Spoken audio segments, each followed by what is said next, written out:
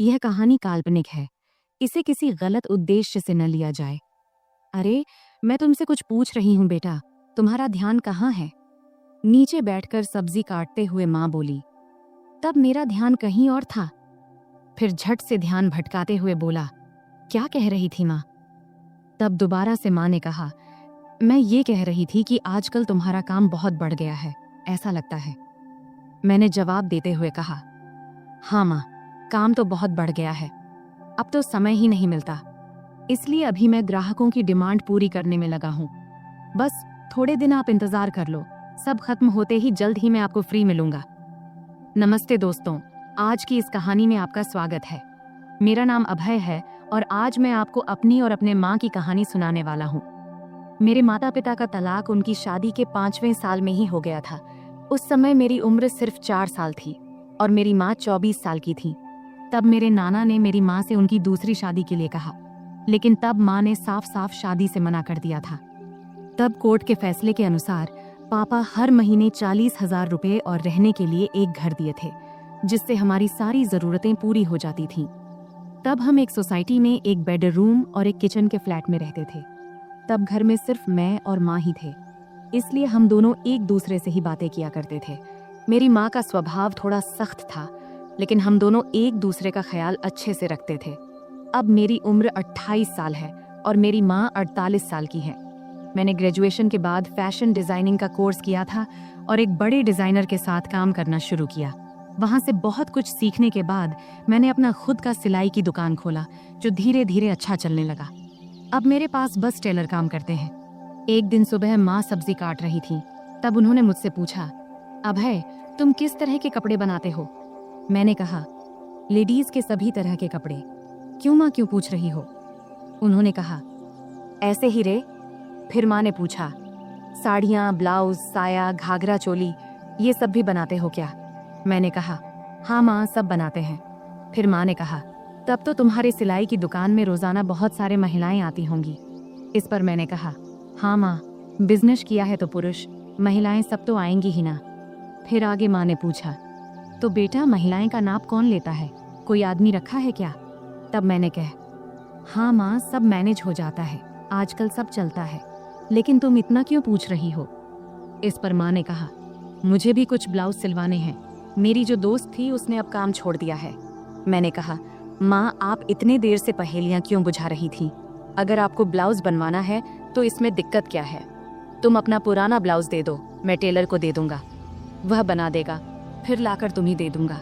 इतना सुनते ही माँ ने कहा, मेरा कोई भी ब्लाउज अब फिट नहीं होता है, नई नाप लेनी पड़ेगी।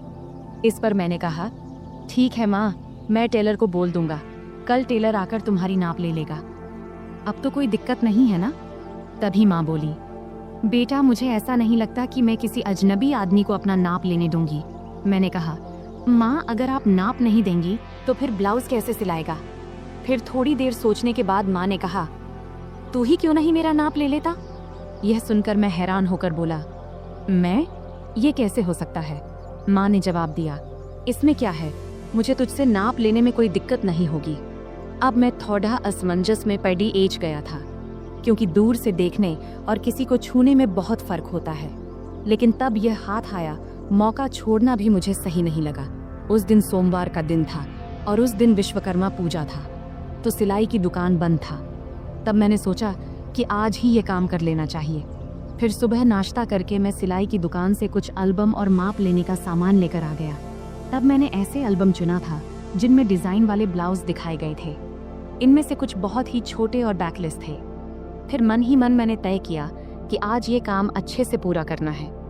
12 बजे जब मैं घर पहुंचा तब माँ रसोई में थी।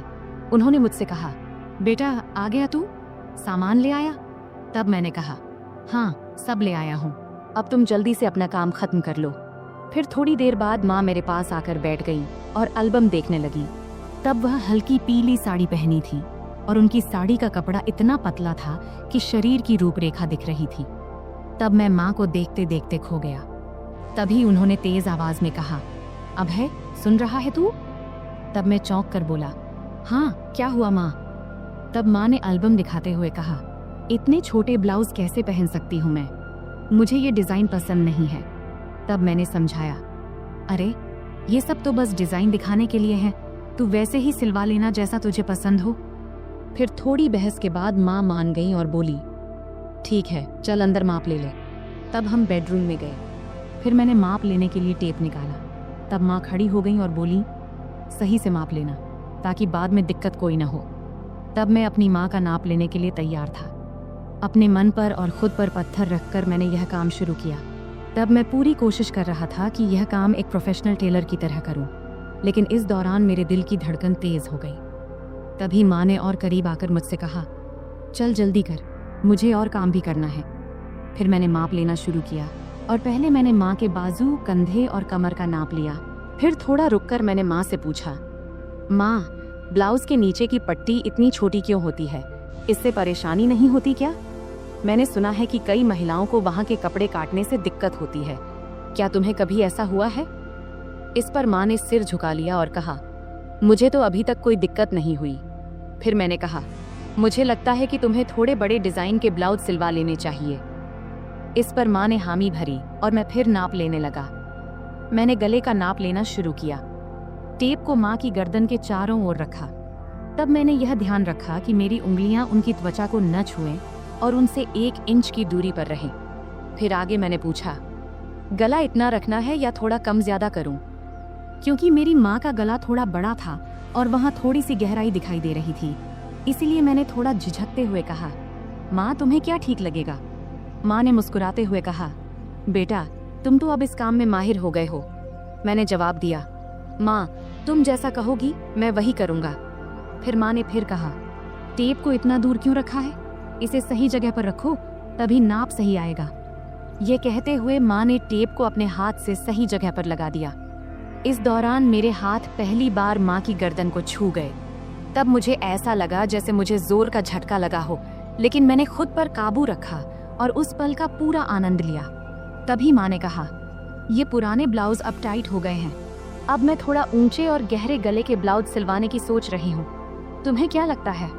अब है, तुम तो इतनी महिलाओं के कपड़े सिलते हो, बताओ मेरे शरीर के हिसाब से क्या और कैसे अच्छा लगेगा। तब मैंने सोचा कि अगर मैंने अब आगे कदम नहीं बढ़ाया तो मैं अपने आप तक ही सीमित रह जाऊंगा। इसलिए मैंने अलग अलग तरकीबें आजमाने का फैसला किया। मैंने माँ को बड़ी सहजता से अपने सिलाई की दुकान में बनने वाले अलग अलग डिज़ाइन के ब्लाउज के बारे में बताने और समझाने का सोचा। मैंने कहा, मुझे लगता है कि गला जितना गहरा है उतना ही काफ़ी है, लेकिन अगर गले को गहरा रखकर बाकी हिस्से को थोड़ा बड़ा बना दिया जाए तो कैसा रहेगा? फिर मैंने टेप को उनके गले से निकालते हुए कहा, और गले को थोड़ा और गहरा बनाने में क्या दिक्कत है? फिर माँ बोली, बाकी हिस्से को बड़ा कैसे करेंगे ये बताओ। अब माँ भी थोड़ा सहज होने लगी थी और यही मैं चाहता था। मैंने कहा, 1 मिनट रुकिए, मैं आपको समझाता हूँ, लेकिन उससे पहले आखिरी माप ले लेनी दीजिए। फिर मैंने कहा, आप दोनों हाथ को थोड़े ऊपर उठाओ। अब मैं उसके पीछे जाने वाला था। उसने हाथ उठाए ही थी कि मैं उसके करीब आकर उसकी पीठ के पीछे से अपने हाथ ले गया। फिर मैंने उसके कंधों पर हाथ रखा और उसे धीरे धीरे उसकी कमर के बीच तक लाकर नाप लिया और बोला, माँ यह 34 इंच आ रहा है। चलो एक काम करते हैं, 33.5 या 34.5 ही ले लेते हैं। वैसे भी सिलाई करते वक्त अलग अलग डिज़ाइन के लिए थोड़ा बहुत अंतर रखना पड़ता है। फिर मैंने माँ से पूछा, माँ क्या आपको बुरा लग रहा है माप लेने से? माँ ने जवाब दिया, नहीं बेटा, ज़्यादा नहीं। फिर मैं थोड़ा झिझकते हुए उसकी साड़ी के 34 इंच का माप लेते हुए बोला, माँ अब बता, तेरा माप तो लगभग सब सही है। उसने कहा, थोड़ा टाइट लग रहा है बेटा। फिर मैंने टेप को गले में डालकर कहा, अब यहाँ आईने के सामने आ जाओ। फिर मैंने उसके दोनों कंधे पकड़कर उसे आईने के सामने खड़ा कर दिया। तब उसके चेहरे पर एक सवालिया भाव था।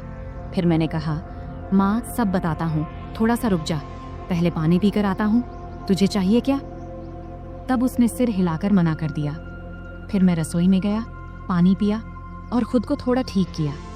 फिर कुछ आगे का सोचने लगा कि अब यह सब करते हुए मैं अगले कौन सा कदम बढ़ाऊं। तब 2-3 विकल्प मेरे मन में आए। फिर मैं वापस बेडरूम में आ गया।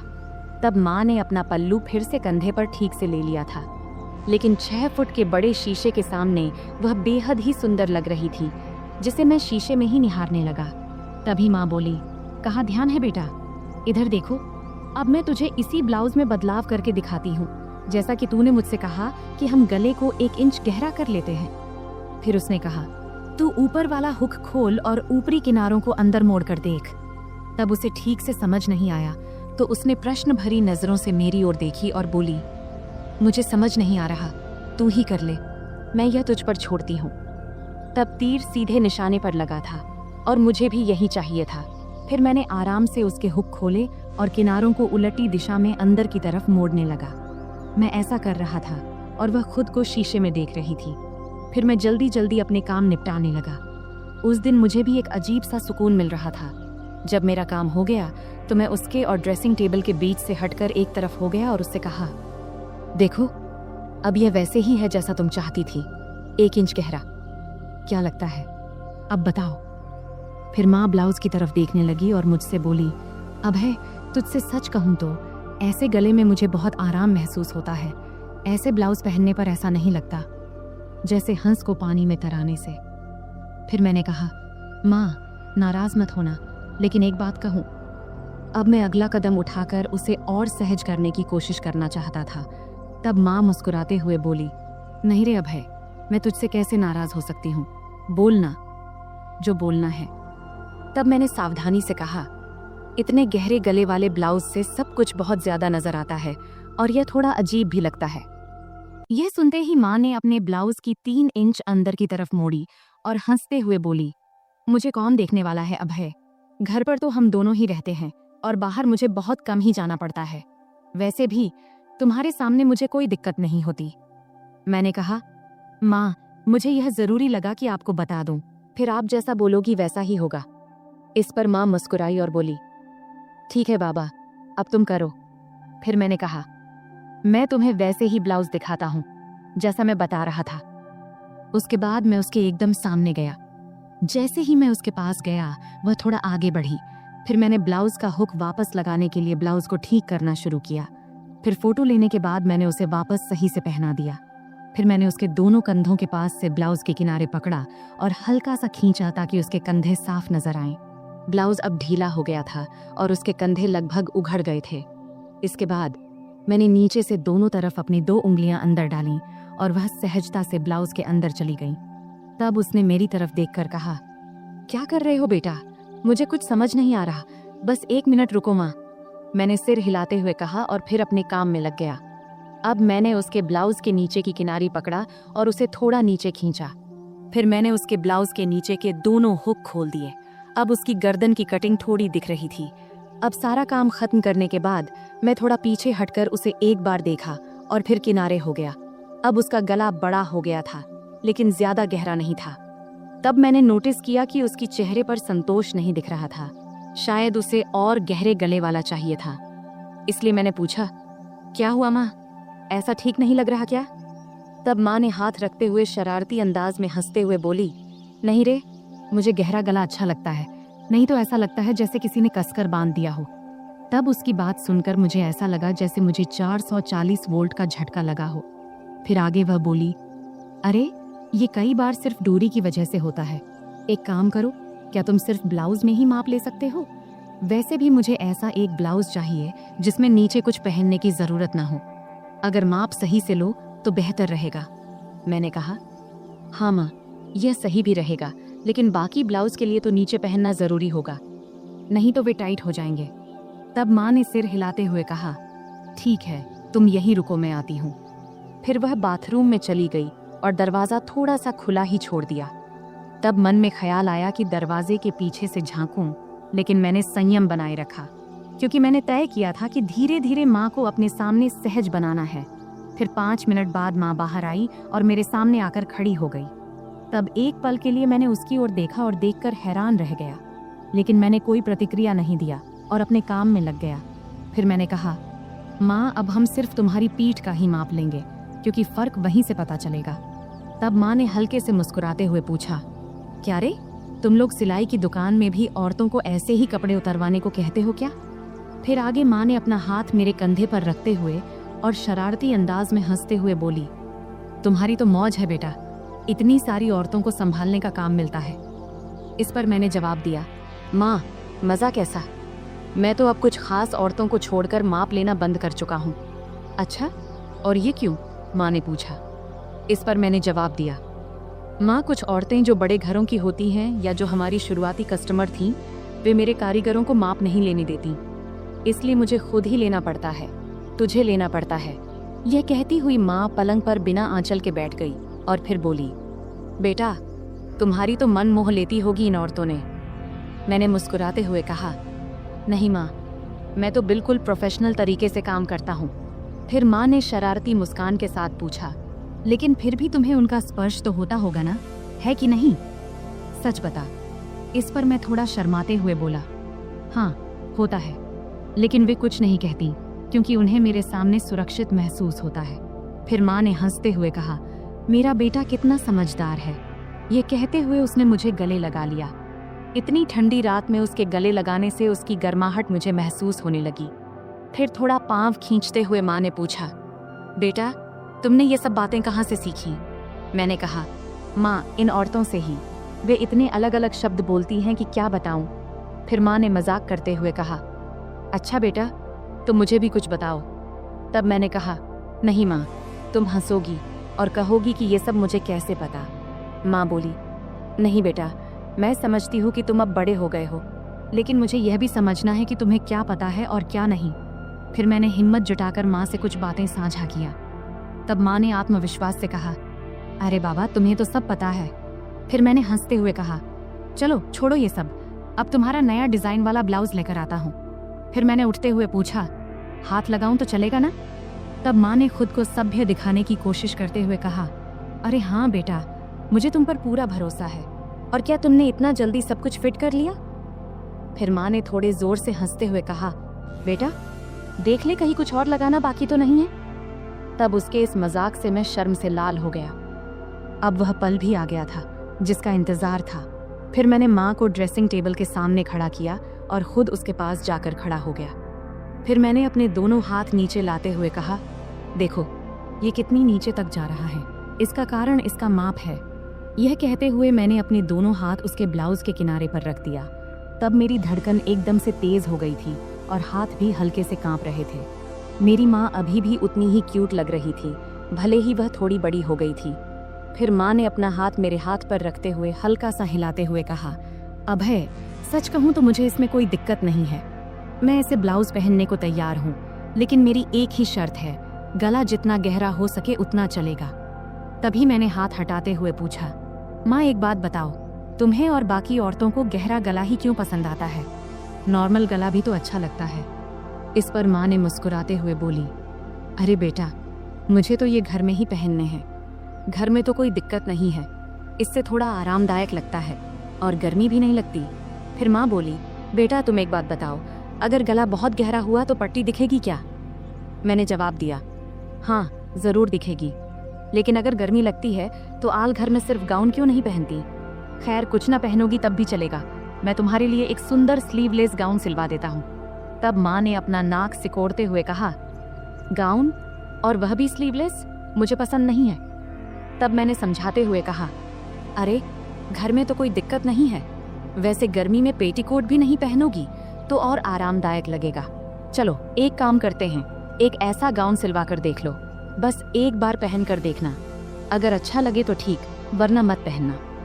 तब माँ ने सोचा और कहा, ठीक है बाबा, एक बार ट्राई कर लेंगे, अब आगे क्या करना है? मैंने हल्की मुस्कान के साथ कहा, अब तो बस इसे फाइनल कर लेते हैं, और अगर गाउन अच्छा लगा तो तुम्हें और भी सिलवा दूंगा। फिर मैंने माँ को गाउन का सैंपल दिखाने के लिए अलमारी से एक गाउन निकाला और कहा, देखो, ये स्लीवलेस है, लेकिन इसका मटेरियल बहुत कंफर्टेबल है, इसे पहन कर देख लो, अगर अच्छा लगे तो इस डिजाइन में कुछ और बना दूंगा। माँ थोड़ा हिचकिचाई, लेकिन फिर उसने कहा, ठीक है, इसे पहन कर देखती हूँ। वह गाउन लेकर बाथरूम में चली गई। तब मैं थोड़ा नर्वस था, लेकिन खुद को शांत रखने की कोशिश कर रहा था। कुछ देर बाद माँ बाहर आई। गाउन में वह बहुत प्यारी लग रही थी। आते उसने पूछा, कैसा लग रहा है बेटा? मैंने कहा, बहुत अच्छा लग रहा है, तुम पर यह डिजाइन बहुत सूट कर रहा है। फिर माँ ने आईने में खुद को देखा और हल्के से मुस्कुराई। फिर उसने कहा, हाँ, ये तो सच में बहुत आरामदायक लग रहा है। फिर मैंने माँ से कहा, तो पक्का, अब मैं ऐसे 2-3 और डिजाइन तैयार कर दूंगा। माँ ने कहा, ठीक है, लेकिन ध्यान रखना कि मटेरियल हमेशा ऐसा ही होना चाहिए, और हाँ, गला थोड़ा गहरा हो तो बेहतर होगा। फिर मैंने सहमति में सिर हिलाया। यह कहते हुए माँ फिर से सामान्य कपड़ों में वापस आ गई। फिर हमारी बातचीत यही खत्म हो गई। आखिरकार मैंने महसूस किया कि माँ के साथ यह बातचीत न केवल उनके आराम के लिए थी, बल्कि एक नए दृष्टिकोण को समझने की भी थी। यह एक ऐसा पल था जहां हम दोनों एक दूसरे की भावनाओं को बेहतर तरीके से समझ सके। तो दोस्तों, यह थी हमारी आज की छोटी सी कहानी। आपको यह कहानी कैसी लगी कमेंट करके ज़रूर बताएं, और अगर आपको यह कहानी पसंद आई हो तो इसे लाइक करें और अपने दोस्तों के साथ शेयर करें। आगे भी ऐसी ही रोमांचक कहानियों के लिए हमारे चैनल को सब्सक्राइब करें और बेल आइकन दबाना न भूलें, ताकि आप हमारी कोई भी कहानी मिस न करें। धन्यवाद।